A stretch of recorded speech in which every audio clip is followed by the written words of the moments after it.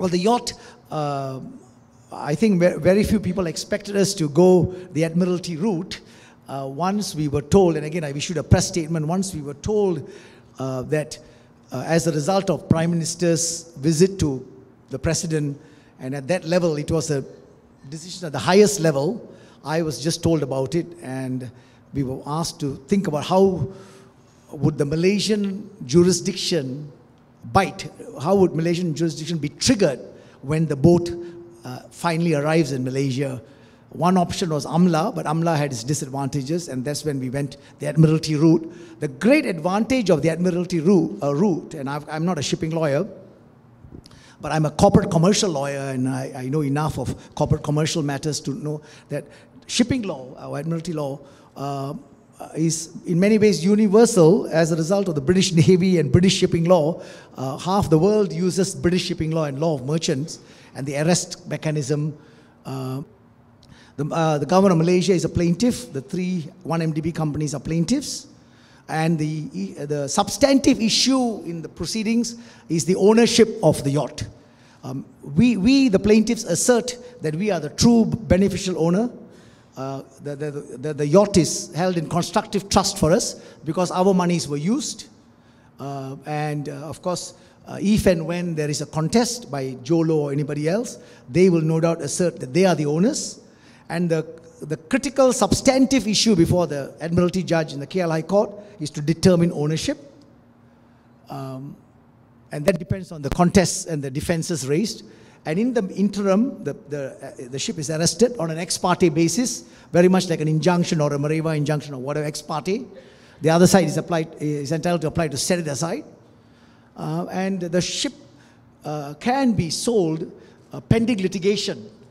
Because again, very established feature of Admiralty law, because they understand there's a time gap between arrest and the trial, but you can sell the ship in a very transparent way and transform the asset from the ship into money.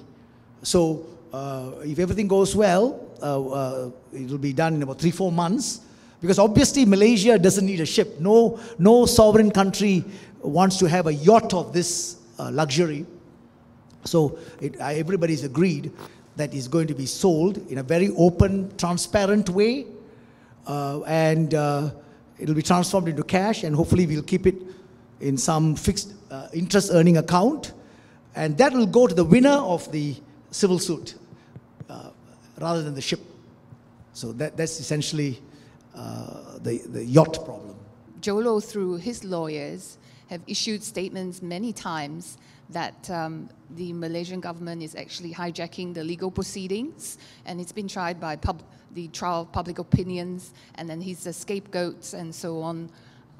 Wondering what your take on it, and why do you say that it was difficult to go through money laundering laws to actually seize the equanimity? Instead, you use the Admiralty law to do so. Why? Well, the best reason for, well, actually there are 2 good reasons for using the Admiralty jurisdiction.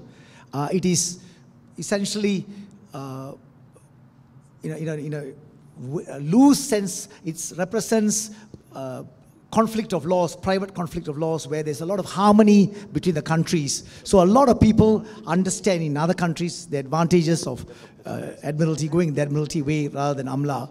But more importantly, the Admiralty jurisdiction, when the sheriff and the judge permits the sale, and it's done very open way, the court gives good title.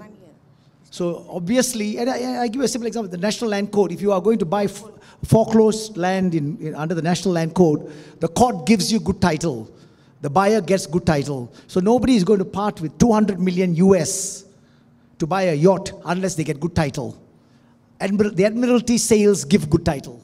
That's probably the greatest advantage. As I said, we don't want to be stuck with the boat. We want to sell it as quickly as possible in an open, transparent manner. So there are a few advantages, but that's one of the good title. Insofar as Jho Low is concerned, I mean, my comment is, look, this is an open, transparent system. He should appoint shipping lawyers in Malaysia, and there are any number of good Admiralty lawyers, or he can appoint anybody he wants. to apply to set aside the arrest warrant, because as I said, it's ex parte. He applies to set aside with his lawyers. There's the court process. And in many ways, our Admiralty system is on trial.